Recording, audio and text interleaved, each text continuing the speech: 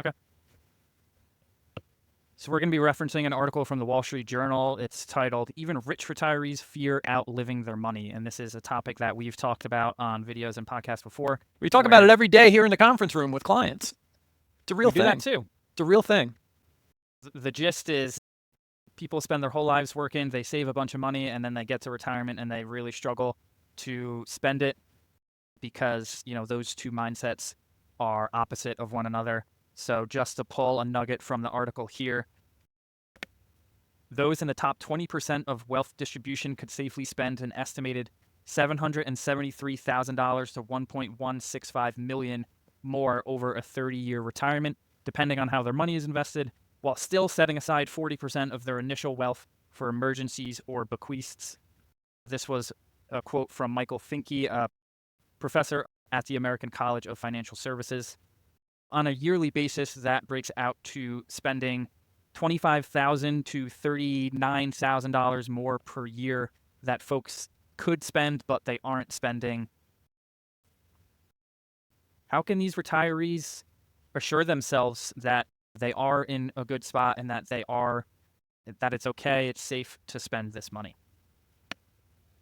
You got to do the work to determine it. I think if I have one qualm with articles like this, it's like using these big numbers because it makes it sound like, I don't know, it's like quoting the national debt without like also quoting like assets that are in support of that debt. It's like a big number that everyone, wow, that's a lot. And I don't know, like on a personal level, I think you need to do the work to determine how much leeway your plan has. I mean, and our process for getting there is taking a look at expense estimates and basically holding them up against the liquid assets that could be conceivably used to pay for them alongside income sources and determining the gap. And that's how, like on a personal level, you could run this sort of analysis and get to a number that could speak to how much slack there is or not in your plan. Yeah, I think they interviewed a couple, I forget where they're from, but they interviewed a couple who found that they were spending about $1,800 a month more than they initially planned on. And the guy reran some numbers and found out that this was actually okay. So they felt better about doing that, taking trips, giving money to their kids, those kinds of things. Just looking at these numbers, on the low end, if it's an extra 25 grand a year, you build a porch or a deck, or you fix up your backyard, or you do something at home and you spend 90 or 100 grand, that's 4 years of the math that they have. And so I think the first thing that people need to do, it's off balance sheet, so it's not something that we normally talk about, is these folks who are retired, they need to mentally give themselves permission to spend this money. You worked really hard for it.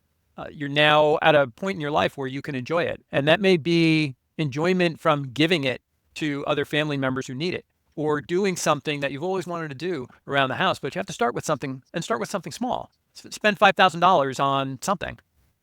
But you have to give yourself permission that it's okay to let go and to spend some of this money. You're going to be okay. Yeah, I think the article made an interesting point, and it's something that we talk about when we're meeting with people and having these conversations in real life. And that's identifying a couple values. Like you said, if you want to make your home more comfortable, if you want to do make it more comfortable for you to live in and age in place there, that's great. Maybe you want to travel. Maybe you want to play golf, join like a new country club. Maybe you want to pay for your grandkids' tuition.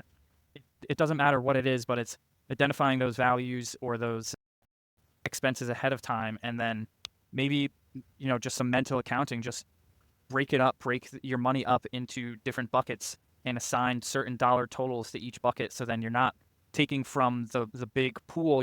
You're taking from money that's already allocated to a specific cause. It's so hard to do because you start in your 20s when you're working, and nowadays people get pounded into their brains that I have to save for retirement. I have to save for retirement. We can't wait. We can't rely on Social Security. We get it. But you get to a point where you have to flip that switch and say, all right, the saving part is now over. Now moving from saver to consumer, it's a very hard thing to do. It's very hard. And we have seen plenty of case studies right here in the office.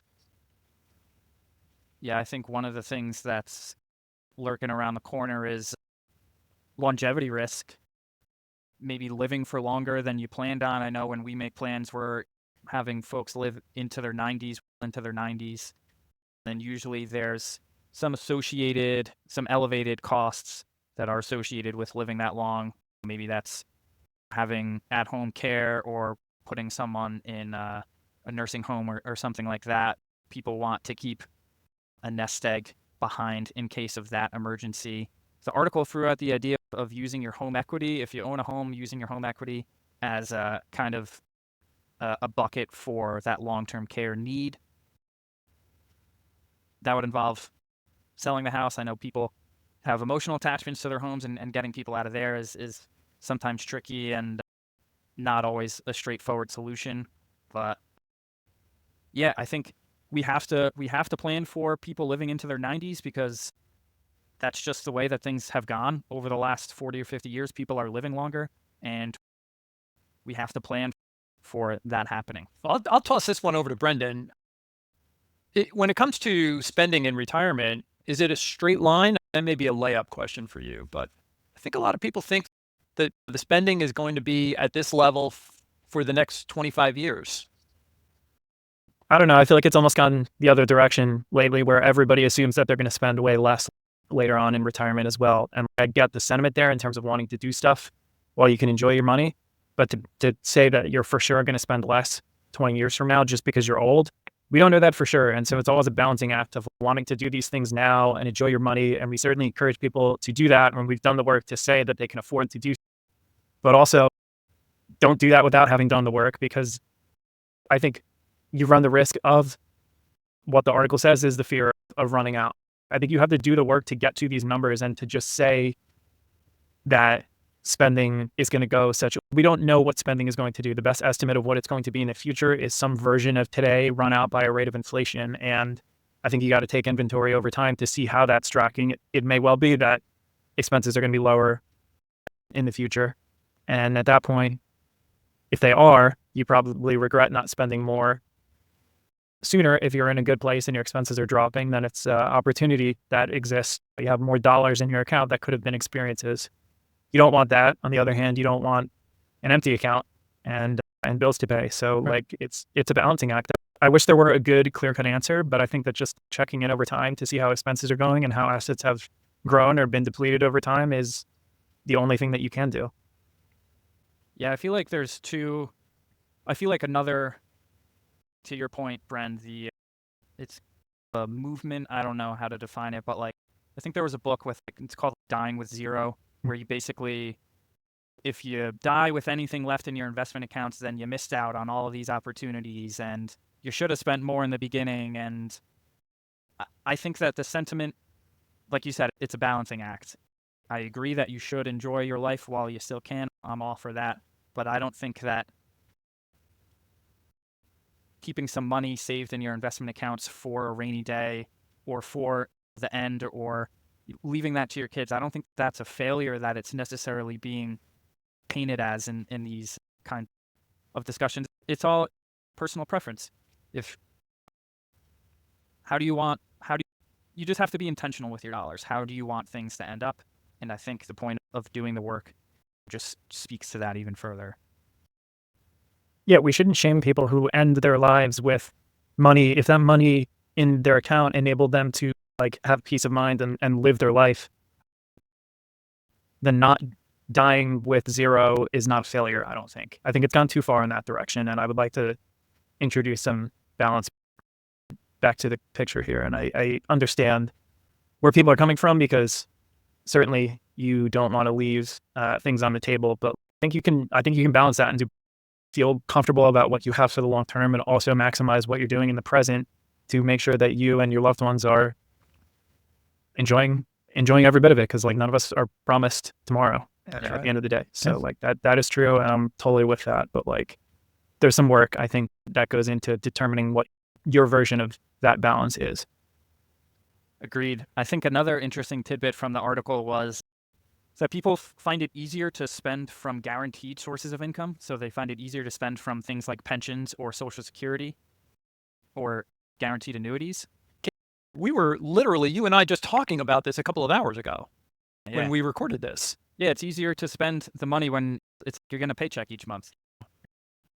If you're getting a pension or a Social Security, that's your own money coming back to you that you paid into the system, coming back to you. So it is like basically replicating that paycheck instead of pulling from your portfolio or whatever your pool of assets is and taking lump sums out or an individual amount out each month.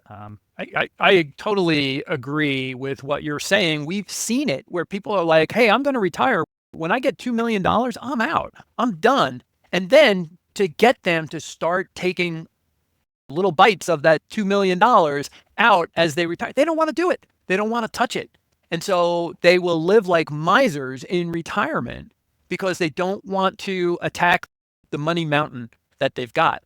On the flip side, we also know people who say, I'm guaranteed this income, so I'm going to spend it this year because next year I'm getting the same amount of money in my bank account.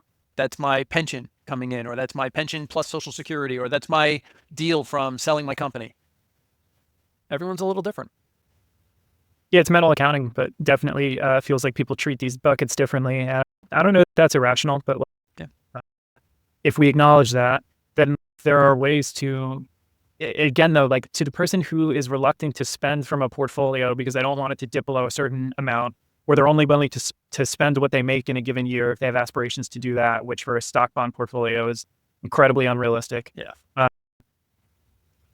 I don't think that it changes in the sense of what they could do is buy a single premium immediate annuity to transform their asset into an income so they'd feel more comfortable spending it, but they have to take the lump sum to purchase the annuity, which sounds like it would be counter to the whole mindset. So like, sure, that's a solution, but I don't know that it is a solution because we're really talking about like a mental block here as opposed to anything financial or quantifiable that's holding them up. It's just a mentality thing. Yeah. It's going to be different for everyone.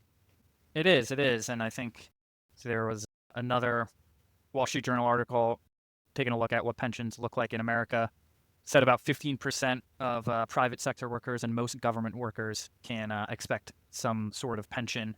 And they interviewed 4 people, across the states.